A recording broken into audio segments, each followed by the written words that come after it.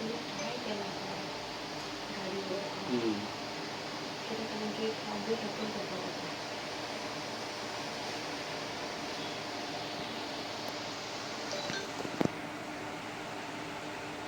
किती